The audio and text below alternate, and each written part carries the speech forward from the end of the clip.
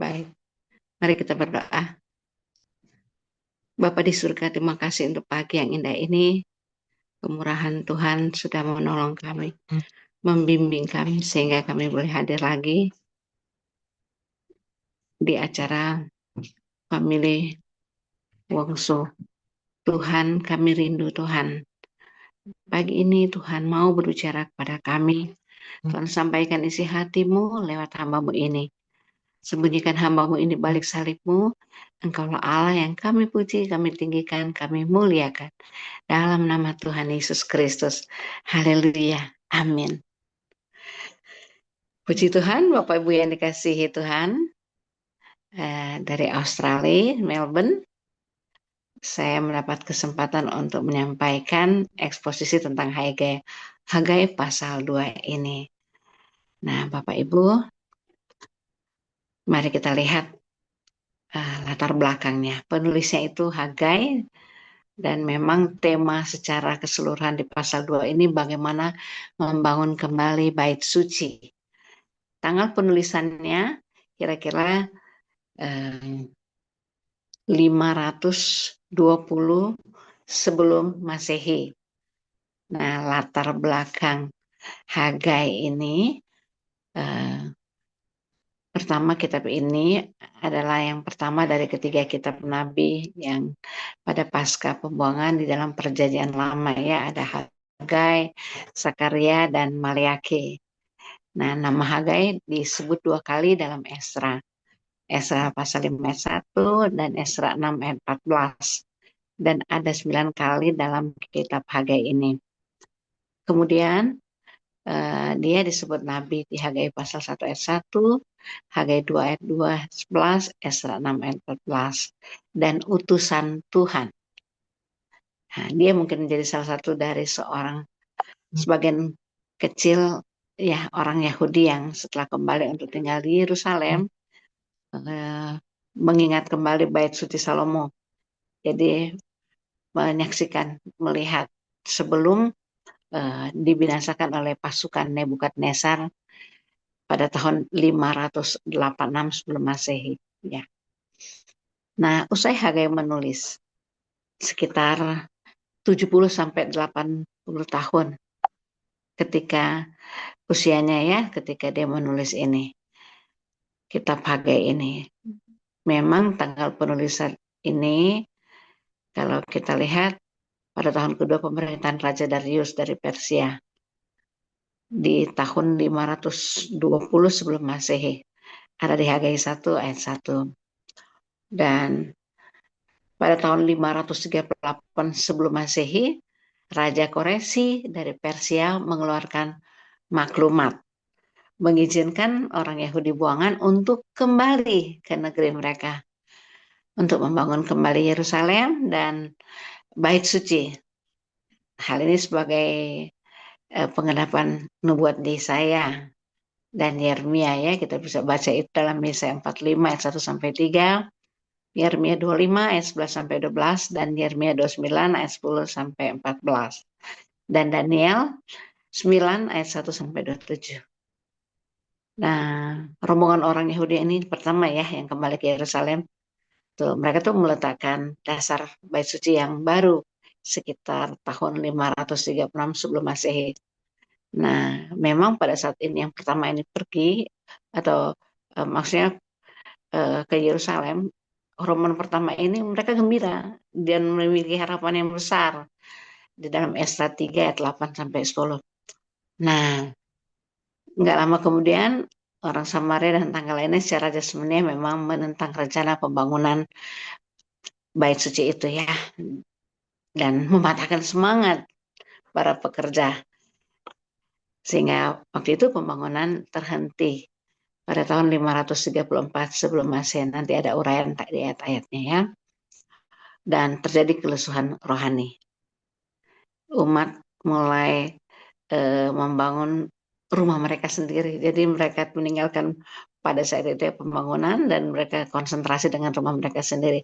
Hingga pada tahun 520 sebelum Masehi, Hagai ditemani Nabi Sakaria yang lebih muda mulai mendorong Zerubabel dan umat ya jemaat untuk melanjutkan pembangunan rumah Allah. 4 tahun kemudian Bait Suci itu selesai dibangun dan ditahbiskan. Itu ada di Esra 4 ayat 1 sampai 6. Lalu Esra 22. Kalau kita lihat secara garis besar tujuannya di Hagai pasal 2 ini, di kitab ini sepanjang waktu 4 bulan pada tahun 520 sebelum Masehi, Hagai memberitakan 4 berita singkat yang tercatat dalam kitab ini ya. Dan berita itu bertujuan ganda. Yang pertama untuk menasihati Zerubabel, begitu gubernur, dan Yosua sebagai imam besar, agar mengerahkan umat untuk bangun kembali Bait Suci. Dan yang kedua, memotivasi umat itu agar menata kembali hidup dan prioritas mereka untuk apa? Melanjutkan tugas mereka secara sungguh-sungguh dan dengan berkat Allah. Nah, kitab ini dibuka dengan firman Tuhan. Ya, itu dalam Hagai pasal 1 ayat 1, Hagai pasal 2 ayat 2, Hagai 2 ayat 11. Dan Hagai pertama-tama menegur. Yang pertama, Hagai itu pertama kali dia menegur para mantan buangan itu karena lebih memperhatikan rumah mereka sendiri yang dipapani dengan baik. Sedangkan pada waktu itu rumah Allah masih merupakan reruntuhan. Di Hagai 1 ayat 4. Sampai 2 kali Nabi Hagai menasihati mereka untuk perhatikanlah keadaanmu. Ya, Hagai 1 ayat 5 sampai 7. Yang menunjukkan bahwa Allah telah menarik berkatnya dari mereka karena cara hidup mereka. Nanti kita lihat ya, ada kenajisan nanti di pasal 2. Kita akan bahas secara detail. Nah, sebagai tanggapan atas perkataan Hagai, maka waktu itu Zerubabel, Yosua, dan semua orang itu takut akan Allah. Lalu mereka mulai melakukan pekerjaan pembangunan Bait Allah itu kembali. Nah, beberapa minggu kemudian penilaian beberapa orang buangan yang telah kembali, yang kembali ya, yang rombongan kedua itu justru mematahkan semangat mereka lagi. Dan waktu itu terlihat bagaimana kemuliaan Bait Salomo itu, orang-orang yang tua ini ya, mereka melihat waktu Bait Salomo itu sangat megah ya, dan dia membandingkan kalau dibangun kembali, pasti itu nggak akan semegah Salomo itu kira-kira. Lalu yang kedua, akhirnya Hagai menasihati para pemimpin untuk meneguhkan hatinya, ya, tidak harus semegah. Nanti kita akan lihat arti rohani yang sangat dalam pembangunan, bukan hanya secara fisik ya, tapi bagaimana hati dari pemimpin-pemimpin itu ya untuk membangun kembali. Dia meneguhkan karena usaha merupakan bagian dari gambaran nubuatan yang lebih luas ya. Pembangunan Bait Allah itu ada di Hagai 2 ayat 5 sampai 8, dan kemegahan yang kemudian akan melebihi ya kemegahan yang semula. Jadi kalau mereka terus banding-bandingkan, sebenarnya kemegahannya nanti melebihi dari yang Salomo buat. Ada di Hagai 2:11 sampai 20. Dan yang ketiga, berita Hagai memanggil umat untuk hidup dalam ketaatan ya, dan hidup dalam kekudusan ya. Kita akan lihat ya di Hagai 2:11 sampai 20. Dan yang keempat, di Hagai 2:21 sampai 24 diberitakan pada hari yang sama juga. Waktu itu menubuatkan bahwa nanti Zerubabel melambangkan kesinambungan keturunan dan janji Mesias ya. Hagai 2 sampai 23. Hagai 2 ayat 23. Dan ciri khas dari kitab Hagai ini, beritanya merupakan firman nubuat pertama yang terdengar di Yehuda, sekali lagi sesudah pembuangan di Babel. Dan cirinya kitab ini juga terpendek kedua dalam Perjanjian Lama. Kalau kita lihat tuh hanya 38 ayat. Ya, memang yang paling pendek ialah kitab Obadjah ya, Bapak Ibu. Dan Frasanya, beginilah firman Tuhan semesta alam. Ya, firman Tuhan semesta alam itu kita lihat frasanya ya. Dan variasinya itu sampai 29 kali Bapak Ibu. Sehingga menggarisbawahi bahwa penting, sangat penting beritanya baik bagi kaum yang sisa-sisa yang dari Yerusalem ini ya, yang kembali ke Yerusalem. Dan kitab ini juga mencatat nubuat perjanjian lama yang paling terus terang mengenai kunjungan Allah di masa depan. Wow, di Hagai 2 ayat 7 sampai 10. Dan penggenaman dalam perjanjian baru ya, kalau kita lihat beberapa ayat dalam pasal 2 yang akan kita bahas dari ayat 1 sampai 24 berbicara mengenai kedatangan Mesias. Ada di Hagai 2 ayat 7 sampai 10 dan ayat 22 sampai 24. Lalu pengojakan langit dan bumi, ya bangsa-bangsa dan kerajaan-kerajaan disebut oleh penulis surat dalam Ibrani ya. Dalam Ibrani 12 ayat 26 sampai 28. Dan juga Hagai menubuatkan bahwa Zerubabel akan menjadi seperti cincin materai di dalam kedua silsilah Yesus Kristus ya. Kalau kita baca itu ada di Matius 1 ayat 12 sampai 13 dan Lukas 3 ayat 27. Nah, Zerubabel menjadi pusat yang mempersatukan kedua garis keturunan dari Mesias, yaitu Salomo putra Daud sampai Zerubabel sampai Yusuf, dan dari Nathan putra Daud sampai Zerubabel sampai Maria. Nah, Bapak Ibu yang dikasihi Tuhan, kalau di dalam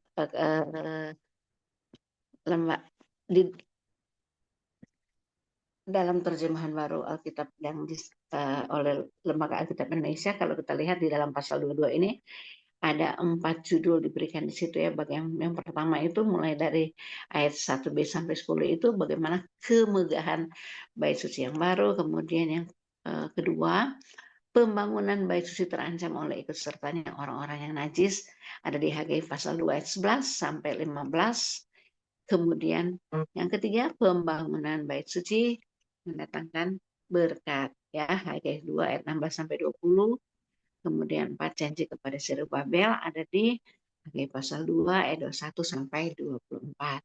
Nah, Bapak Ibu yang dikasihi Tuhan, kita akan membaca secara berurut sampai selesai seluruh ayat ini, lalu kita akan bahas kembali ayat keempat bagian tadi ya. Yang mari kita ikuti bersama di Hagai pasal 2, kita ikuti terjemahan barunya. Berdoa. Pada hari yang ke-24 dalam bulan yang ke-6,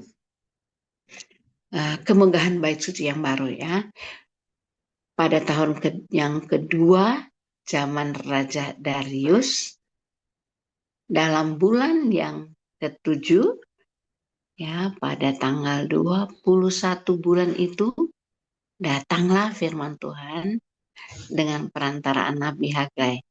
Bunyinya, katakanlah kepada Zerubabel bin Sealtiel, Bupati Yehuda, dan kepada Yosua bin Yosadak, imam besar, dan kepada selebihnya dari bangsa itu demikian. Masih adakah di antara kamu yang melihat rumah ini dalam kemegahannya semula? Dan bagaimanakah kamu lihat keadaan sekarang? Bukankah keadaannya di matamu seperti tidak ada artinya? Tetapi sekarang, kuatkanlah hatimu, hai Zerubabel. Demikianlah firman Tuhan. Kuatkanlah hatimu, hai Yosua bin Yosadak, imam besar. Kuatkanlah hatimu, hai segala rakyat negeri. Demikianlah firman Tuhan. Bekerjalah, sebab aku ini menyertai kamu. Demikianlah firman Tuhan semesta alam. Di ayat 6, sesuai dengan janji yang telah kuikat dengan kamu pada waktu kamu keluar dari Mesir, dan rohku tetap tinggal di tengah-tengahmu. Janganlah takut, sebab beginilah firman Tuhan semesta alam. Sedikit waktu lagi aku akan menggoncangkan langit dan bumi, laut dan darat. Aku akan menggoncangkan segala bangsa, sehingga barang yang indah-indah kepunyaan segala bangsa datang mengalir. Maka aku akan memenuhi rumah ini dengan kemegahan. firman Tuhan semesta alam. Kepunyaanku lah perak dan kepunyaanku lah emas. Demikianlah firman Tuhan semesta alam. Adapun rumah ini, kemegahannya yang kemudian akan melebihi yang semula. Firman Tuhan semesta alam. Dan di tempat ini, aku akan memberi damai sejahtera. Demikianlah firman Tuhan semesta alam.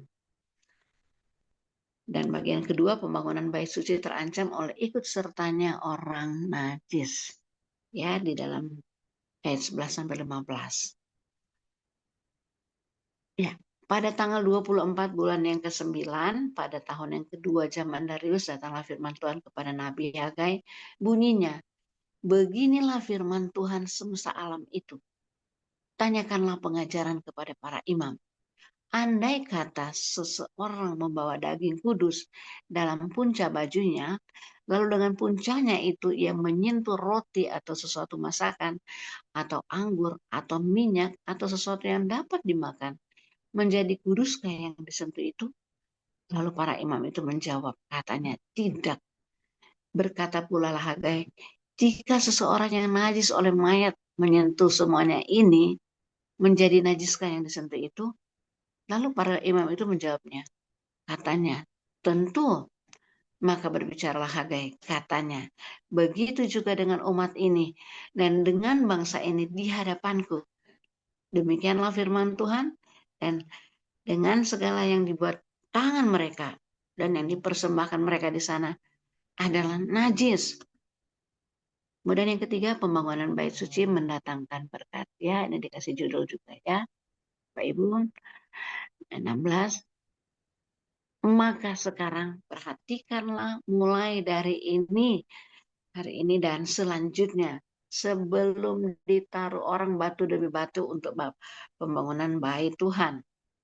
Bagaimana keadaanmu ketika orang pergi melihat suatu timbunan gandum yang seharusnya sebanyak 20 gantang, hanya ada 10.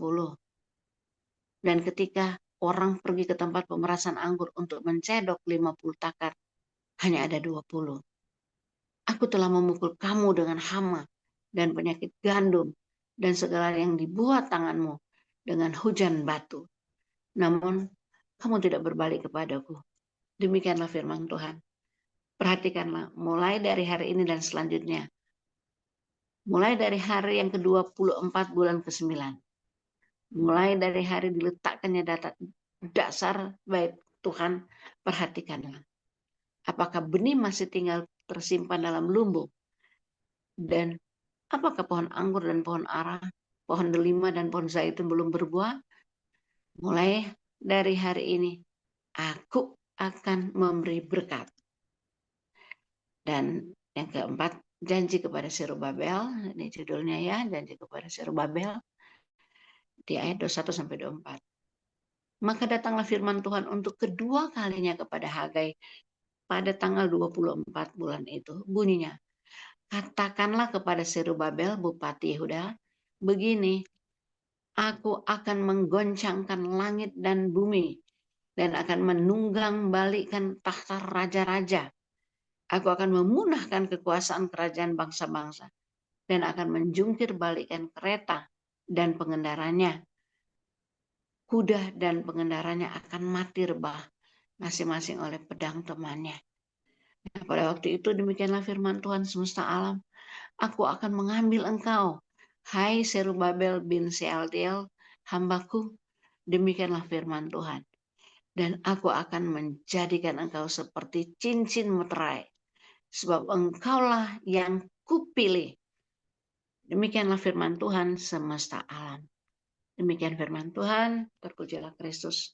Yang berbahagia mereka yang mendengarkan firman Tuhan dan yang melakukannya dalam kehidupan sehari-hari. Haleluya.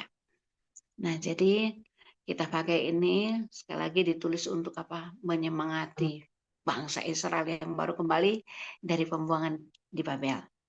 Ya. Nah, mereka memang dihadapkan pada tantangan besar untuk kembali bangun bait suci yang pada saat itu walaupun di tengah-tengah keterbatasan mereka.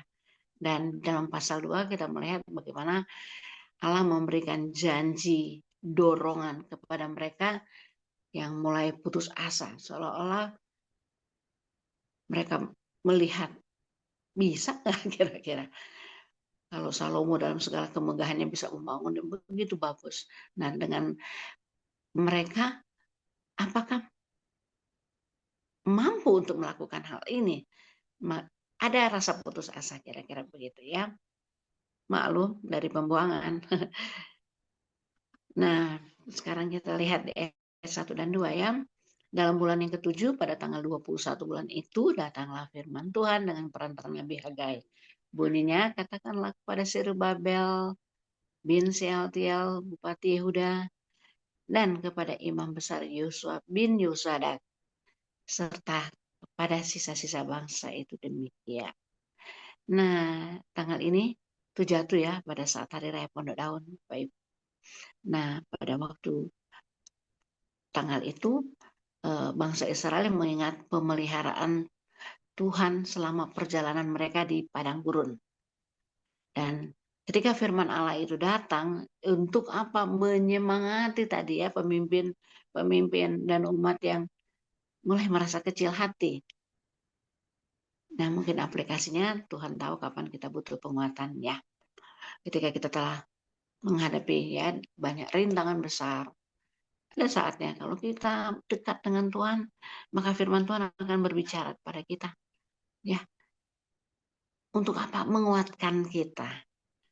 Nah, Bapak Ibu, kalau di ayat 3, kita lihat lagi, masih adakah di antara kamu yang telah melihat rumah ini dalam kemegahannya yang semula?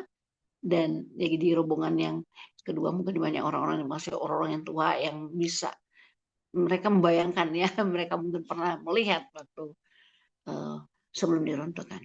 Dan bagaimanakah kamu lihat keadaan sekarang? Bukankah keadaannya di matamu seperti tidak ada artinya? Ya, memang waktu itu memang banyak orang tua yang sekali lagi pernah melihat bait Allah Salomo yang megah sebelum dihancurkan. Nah, pada saat kondisi mereka balik kan memang belum punya apa-apa ya. Mereka kecil hati. Kayaknya nggak sebanding kira-kira begitu. Nah, Bapak Ibu yang dikasih Tuhan, dalam hidup kita memang sering banget ya kita suka membandingkan kehidupan kita di masa lalu yang mungkin pernah gemilang. Dan pada saat sekarang kondisi kita seperti tidak ada apa-apanya.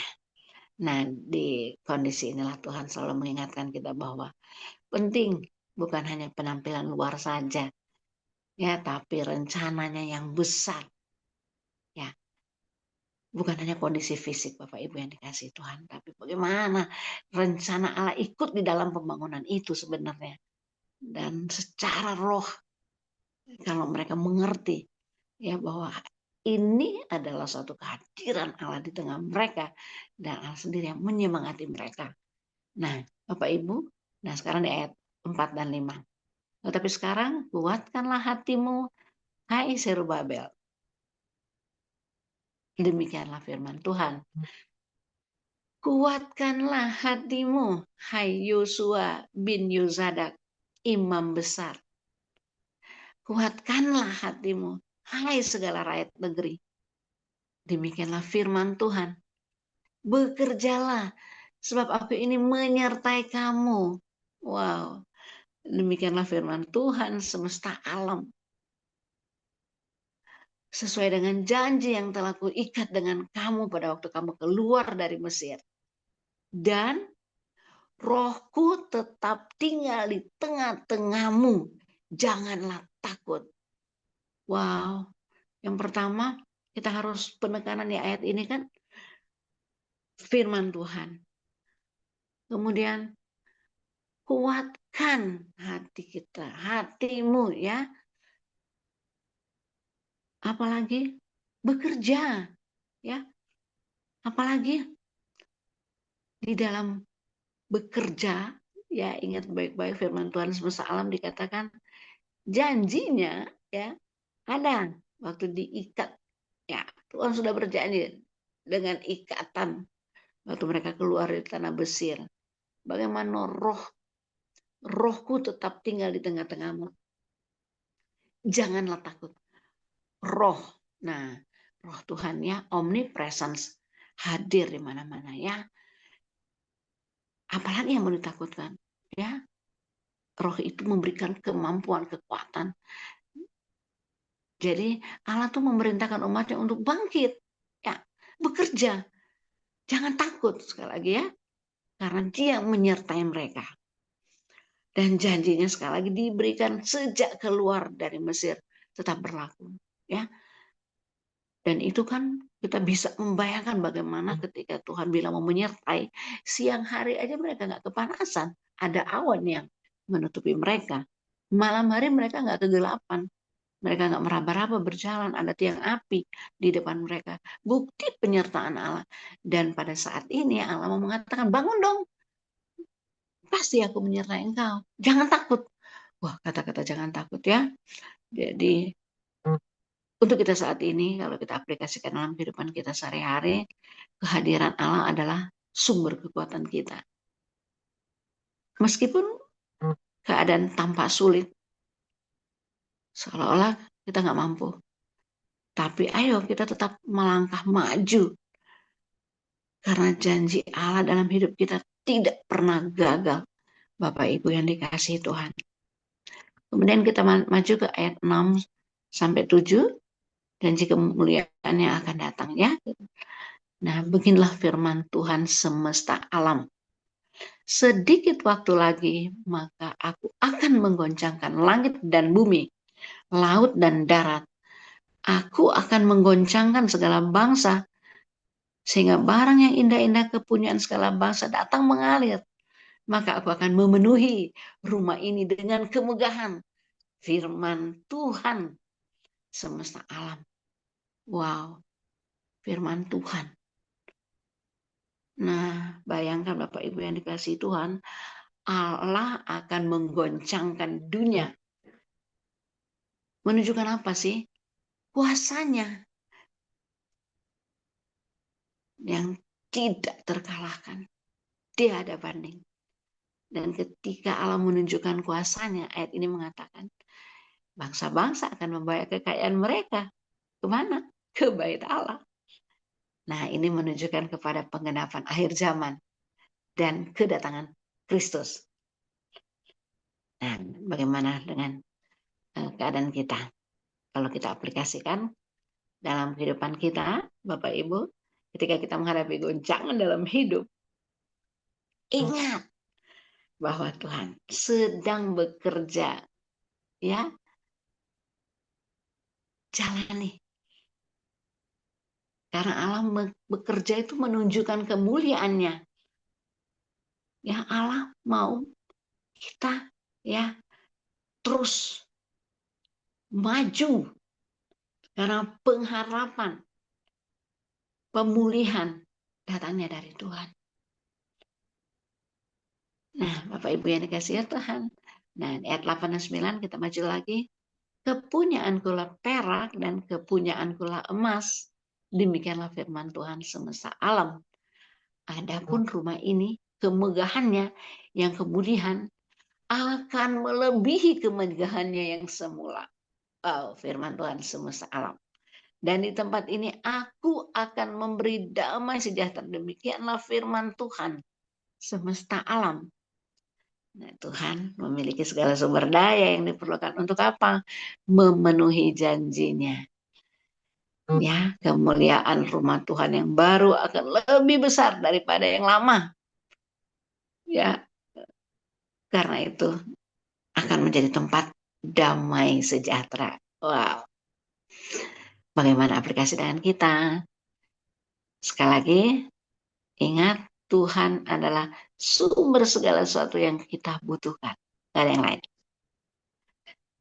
Kalau kita setia, Dia akan menyatakan kemuliaannya yang melampaui harapan kita. Apa yang tidak pernah kita pikirkan, apa yang tidak pernah kita lihat, apa yang tidak pernah timbul dalam hati. Ingat baik-baik, Tuhan memberikan kepada kita yang dikasihinya. Nah, dalam Hagai 10, adapun rumah ini kemegahannya yang kemudian akan melebihi kemegahannya yang semula. firman Tuhan semesta alam. Dan di tempat ini aku akan memberi damai sejahtera. Wow, demikianlah firman Tuhan. Bapak Ibu yang dikasihi Tuhan, ada seorang hamba Tuhan mengatakan begini, kalau kita membangun rumah, ya ada dua hal ya, yang kelihatan ya, ketika rumah itu megah banget, ada yang kelihatan dan ada yang tidak kelihatan. Artinya begini, yang tidak kelihatan itu kan yang utama adalah fondasi, baru yang kelihatan yang atasnya. Nah, ketika membangun rumah, kekuatan rumah itu dinilai dari fondasinya, ya. Nah, fondasinya akan dibuat sekuat mungkin, barulah di atasnya boleh dibangun berapa besar, asalkan fondasi itu mampu berdiri atau mampu untuk menahan yang atas. Nah, jadi yang terlihat maupun yang tidak terlihat akan nampak dan akan bertahan. Sekali lagi, kalau yang paling dasar adalah ketika meletakkan batu demi batu, yang paling landasannya itu ya, kalau itu kokoh maka yang atas juga akan kokoh. Nah, bagaimana dengan kita? Bapak Ibu yang dikasih Tuhan, jadi kalau kita lihat ya, kemegahan bait suci yang baru katanya akan melebihi yang lama. Itu firman Tuhan ya. Ketika Tuhan berbicara kepada umat Israel yang merasa bahwa bait suci yang sedang mereka bangun tampak lebih kecil dan kurang megah dibandingkan dengan bait suci Salomo yang dihancurkan. Jadi yang mereka lihat hanya bangunan yang terlihat, tidak melihat bagaimana kekokohan yang harusnya didasari dengan kekuatan ya, yang mampu mendirikan yang ya, secara rohani kalau kita mau artikan, hidup kita kalau berakar, ditanam dalam, maka kita akan tidak mudah tergoncangkan.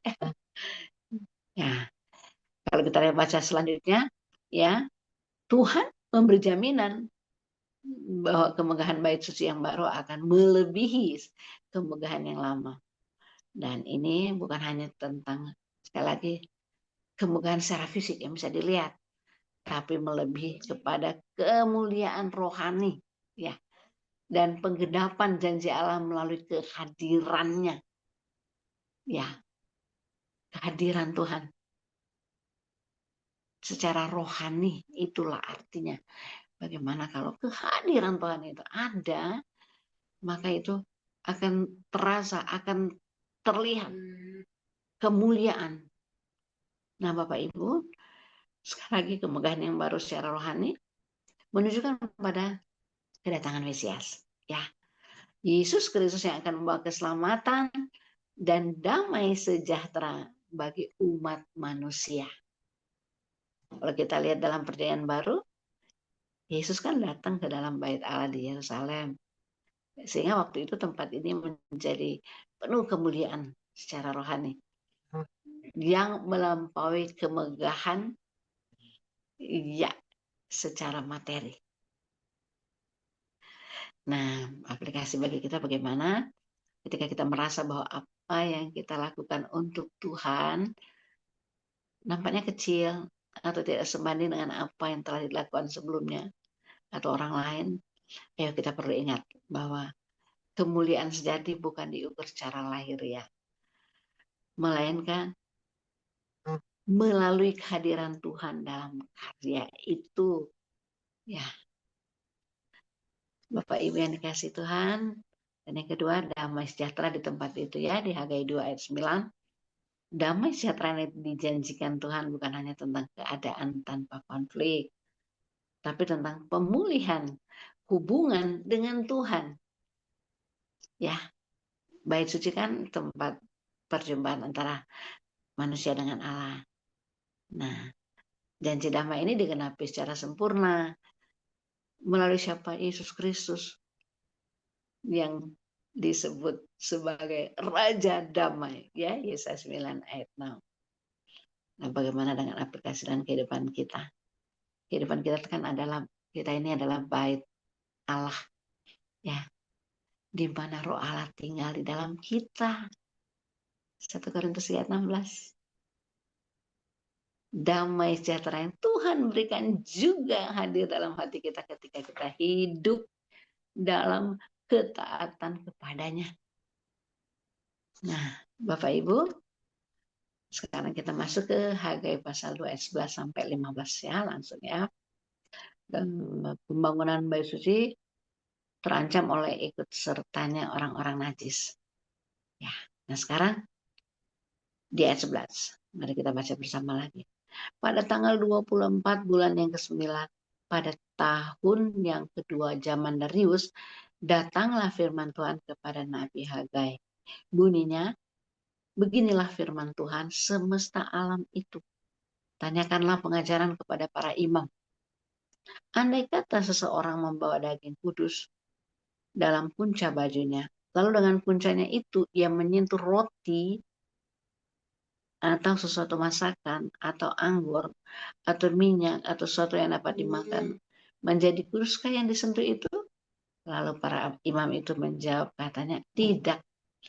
Berkatalah pula Hagai, jika seseorang yang najis oleh mayat menyentuh semuanya ini, menjadi najiskah yang disentuh itu? Lalu para imam itu menjawab, katanya, tentu. Maka berbicaralah Hagai, katanya, begitu juga dengan umat ini dan dengan bangsa ini di hadapanku. Demikian firman Tuhan. Dan dengan segala yang dibuat tangan mereka dan yang dipersembahkan mereka di sana adalah najis. Nah, ini ya, berapa orang. Kemudian kalau kita lihat di dalam pasal 13-14 ini, memang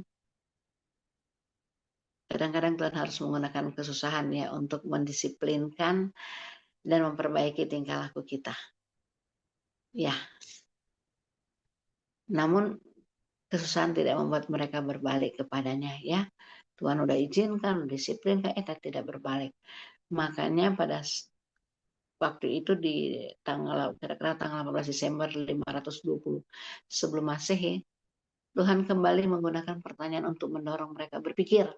Ya, kan dia bertanya tadi ya di ayat tadi, andaikan seorang bawa daging kudus dalam punca bajunya, lalu dengan puncanya itu ia menyentuh roti atau sesuatu masakan atau anggur atau minyak atau sesuatu yang dapat dimakan, menjadi kudus yang disentuh itu? Lalu para imam itu menjawabkan tidak.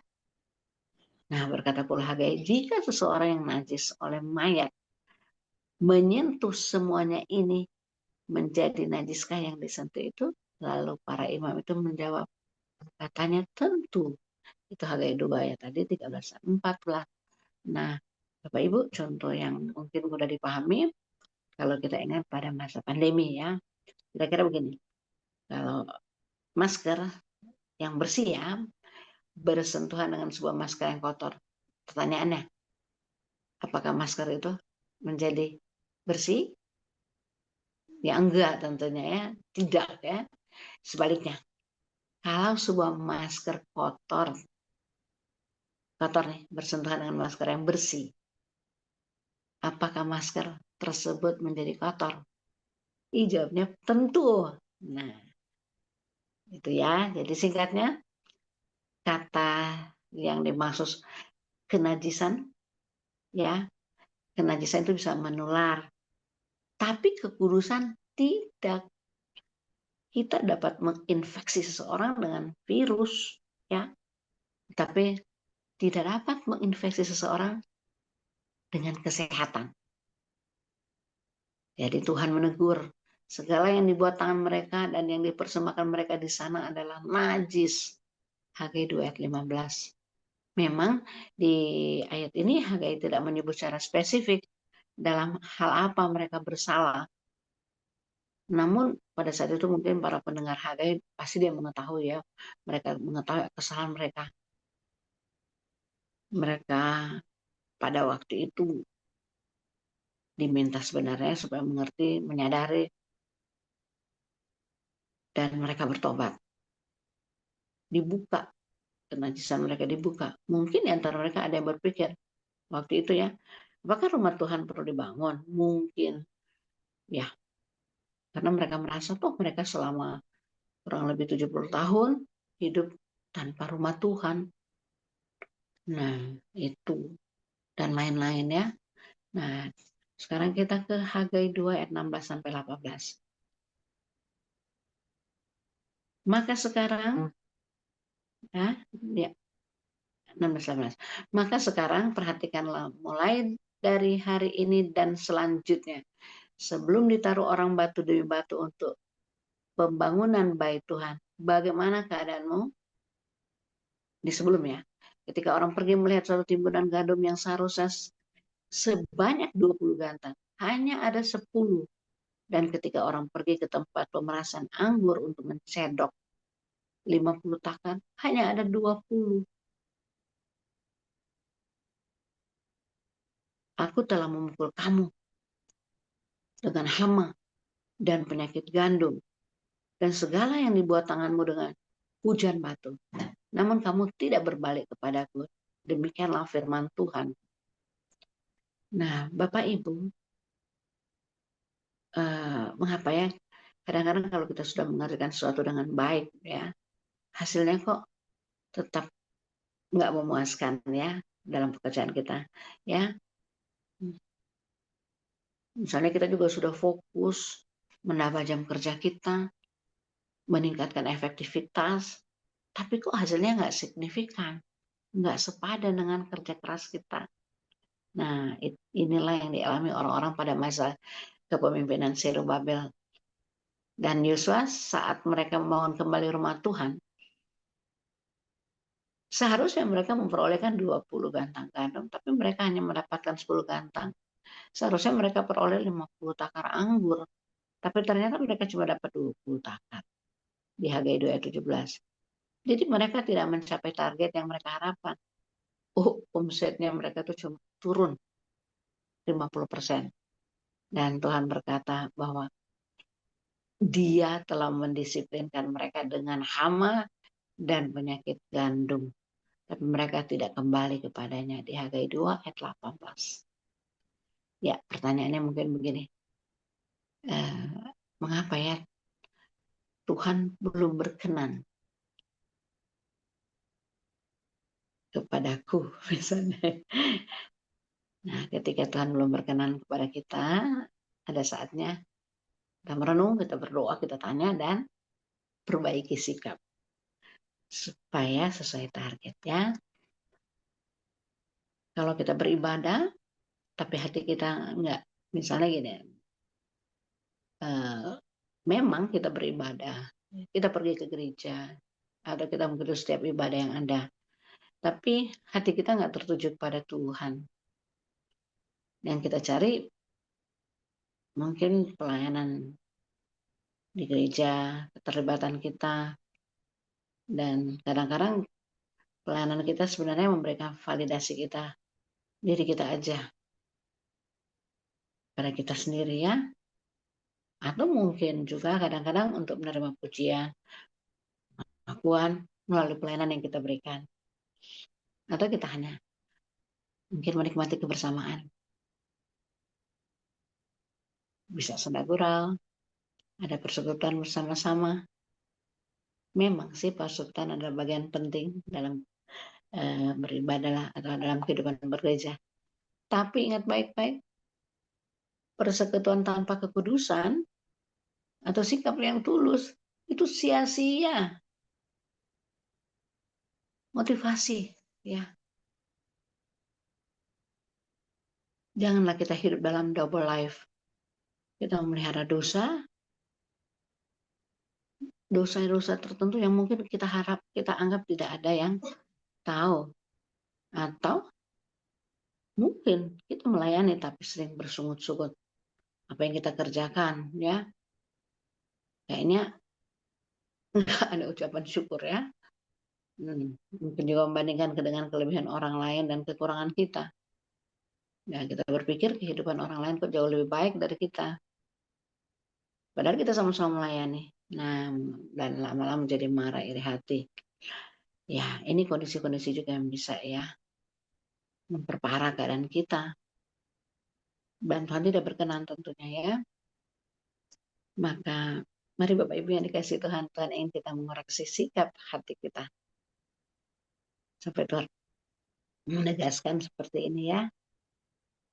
Maka sekarang perhatikanlah mulai dari hari ini dan selanjutnya. Sebelum ditaruh orang batu demi batu untuk pembangunan bait Tuhan. Dengan kata lain, Dia menuntut kita memperhatikan sikap kita ketika kita mengerjakan segala sesuatu.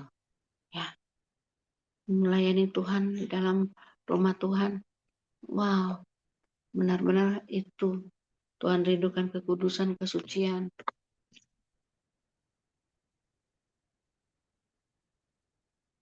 Orang hamba Tuhan mengatakan, always pay attention to why we do what we do. Nah, Bapak Ibu yang dikasihi Tuhan, mari kita masuk lagi ke ayat 15-19.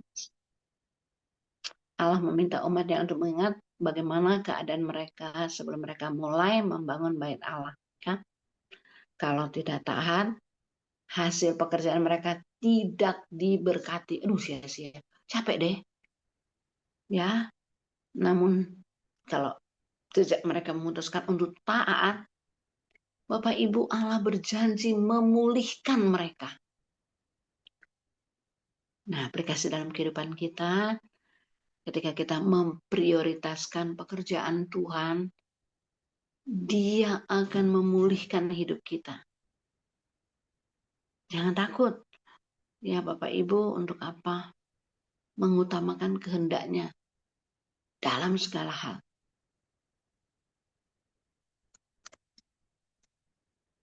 Hagai 2 ayat 19-20. Ya, kita masuk ke ayat 19-20. Perhatikanlah mulai dari hari ini dan selanjutnya. Mulai dari hari yang ke-24 bulan ke-9. Mulai dari hari diletakkannya dasar bait Tuhan. Perhatikanlah. Ayat 20. Apakah benih masih tinggal tersimpan dalam lumbung? Dan apakah pohon anggur dan pohon ara, pohon delima, dan pohon zaitun belum berbuah? Mulai dari hari ini aku akan memberi berkat. Wah, disuruh perhatikan ya. Nah, Bapak Ibu yang dikasih Tuhan, penegasannya adalah, ayo perbaiki tingkah lakumu, begitu ya. Perbaiki sikapmu di dalam mengerjakan sesuatu yang benar. Nah, gitu. Jadi tidak cukup kalau nggak disertai dengan sikap yang benar. Ya, motivasi sekali lagi ya, sikap yang benar. Datang dari hati, motivasi yang benar. Dalam mengerjakan apa yang Tuhan rencanakan. Dan kerja keras tanpa sikap yang benar di hadapan Tuhan, ya sia-sia. Tanpa hati yang tulus, kalau hanya ritual ibadah aja itu hampa. Tanpa cinta yang tulus kepada Tuhan Yesus dan sesama, pelayanan hanyalah sebuah validasi diri. Ya, seorang hamba Tuhan mengatakan hal itu.